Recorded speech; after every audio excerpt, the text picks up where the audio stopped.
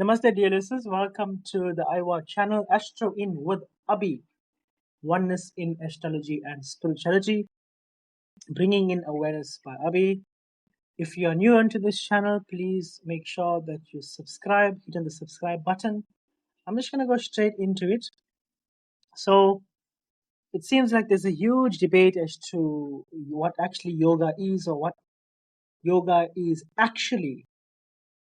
Now, if you go on to Google, you'll find that especially on YouTube, you'll find a whole list of different explanations of what it is.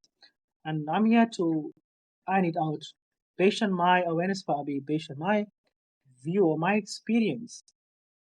I'm going to explain what yoga is, and then I'm going to give you ways that you can apply it in your life for you to have a profound experience, predominantly within the mental space, the spiritual space, and definitely in the physical space when it comes to the body. Now, the westernized world has painted out yoga to be an external thing. You see, they have externalized everything. Now, the moment you externalize everything, you forget about your true nature within what you actually are. The moment you look for answers out of you, this is the biggest mistake you can possibly make, because everything is within you. Now, I'm going to explain yoga, the meaning of yoga, and then we're going to go into the 4 different types of yoga that I practice, which has gotten me thus far. And I'm going to show you how you can do it as well by this podcast. So, yoga essentially means becoming one with your source. There's no your source or my source, becoming one with source actually. So, yoga essentially means to connect with your higher power, to become one with. Some people might describe it as moksha, liberation. Some people might describe it as a space of heaven or a state of heaven, or Shiva consciousness, or entering the blissful state, or entering the blissful body, or entering a space of absolute nothingness. Well, all of this means the same thing. But how do you get there? Now, getting there, that's the destination. Becoming one with your higher power is the destination. But getting to that requires certain practices. And I'm going to talk about the first process, which is karma yoga. Now, karma yoga basically is the action of selfless service. It's the giving that you receive. It's in performing actions, good karma, without expectation, without any expectations. Now, in turn, this helps to purify the heart. It helps you to open up your heart chakra, and it helps you to realize the oneness with all human beings. Now, karma yoga, if you want to go deeper into it, um, you know, eating of foods that are alive, that are rich in life. And here I'm talking about foods that are that's packed with protons and neurons, or foods that are coming direct from the light, which is the sun. So this is a plant-based foods that are alive and not foods that are dead. As a consequence of this, your heart opens up and you start feeling for life. So this is karma yoga. Now, jnana yoga is the yoga of wisdom. This involves you learning from all your past experiences, applying the lessons and evolving. This will help you in time to discriminate between what's right and wrong for you. It will help you to make better decisions to help you transcend. So you're coming out from a low vibration to a high vibration. And ultimately, the high vibration is where you want to go at.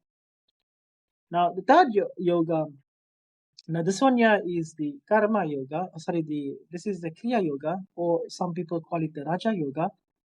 Now, this one is something that I talk about a lot, because this is something that this is within my experience, and for me personally, this has brought about a profound experience. This is the art of meditation, self-control, stilling the mind. You're meditating, paying attention to your breath, and eventually dissolving the mind. Once the mind is dissolved, your 101 problems, they like sugar to water, they dissolve. When a mind is not at play, something happens to you. the more you surrender your mind, the more you meditate, I promise you, something happens to you. You start to realize who you actually are. You start to transcend. You start to become more aware. It's in that stillness that you become alive. It's in that stillness that you become aware. It's in that stillness that you realize what you've been missing out on. And then Bhakti Yoga, this is something that I've been doing for the past 20 odd years, probably more. This involves building a relationship with your higher power. Now, building a relationship with your higher power means connecting with your higher power. Connecting, and this can come in the form of prayer, meditation, kirtan, bhajans, worship, ritual. This is how you build a relationship with your higher power. And this is something that I do every day. So this is not a once a week thing or a once a year thing or a once a month thing. This is an everyday thing. So all of these 4 different type of yogas are an everyday thing. In fact, it's a every minute thing. It's connecting to your higher power every minute. Why? Because if you have a partner, if you want them to understand you and if you want to connect with them, you would reach out to them all the time. So you understand them. Similar to your higher power, if you want to reach there, that blissful state, you need to keep connecting to it. So you need to build your relationship with your higher power. So this is the 4 types of yoga, and this is how you enter the blissful state. Now, you cannot perform one without the other. You can definitely not perform, well, Raja Yoga or Kriya Yoga, you can enter a space of absolute nothingness just on its own. But it's more difficult to do it without the application of the different yogas. It becomes more harder to achieve or more difficult. Same goes with Bhakti Yoga. It becomes even more difficult to enter a blissful state if you're just performing Bhakti Yoga alone without your Raja or Kriya Yoga. If you are just performing the yoga of wisdom, which is Jnana Yoga, if you are just learning, but you're not surrendering your mind through meditation in Raja Yoga or Kriya Yoga, then you're not going to get far, very quickly. You're not going to be able to transcend very quickly. Yeah, you can get there, but it's a bit more gruesome, meaning it'll take much more time. So therefore, the application of all 4 yogas, for me personally, works wonderful. Um, it all depends on you as an individual, how much of desire you have to realize who you are. And once that desire is there, you gotta have an open mind. You gotta surrender your belief systems. You gotta surrender all that you've been taught. You gotta surrender everything that you've been following, because this is not something you follow. This is something that you become aware of and you actually do. You want to experience something. And let me tell you something that you want to experience, you can only experience it when your mind is not at play, when your logical mind has been surrendered. And I promise you, if you apply these 4 yogas, your whole life will change profoundly from an experiential point, from an intellectual, from a point of knowing awareness, from a point of knowing how to work with energy, from a point of having heightened senses. You will see magic. And a lot of people, they have a very thwarted view of what yoga is.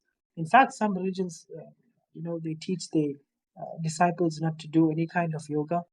This is the biggest crime you could do to yourself, is not to practice this kind of yoga. Or these 4 that I've mentioned. I can promise you this much, that when you get into these 4 kinds of yogas, you will start to see a difference within 9 days. Within 9 days, you will start to see a difference. Within the first 21 days, you will start to see a shift in your life. And within the first 9 months, or after 9 months, if you follow this way, or if you apply all of these things that I'm telling you, you'll be a completely different person in 9 months. People wouldn't be, even you wouldn't recognize your own self. In fact, you'll even question how you could have been that way. All right, so thank you very, very much, dear listeners. Please make sure you hit the subscribe button to listen to more of content of similar nature. I want to thank everybody for your positive comments, all your positive reviews. Please make sure that you share this with as many people as possible as well, so that they can benefit from such gyan or wisdom. Thank you very much. Jai Shri Krishna, Jai Shri Ram. Namah Shivaya. Haribol. Goodbye.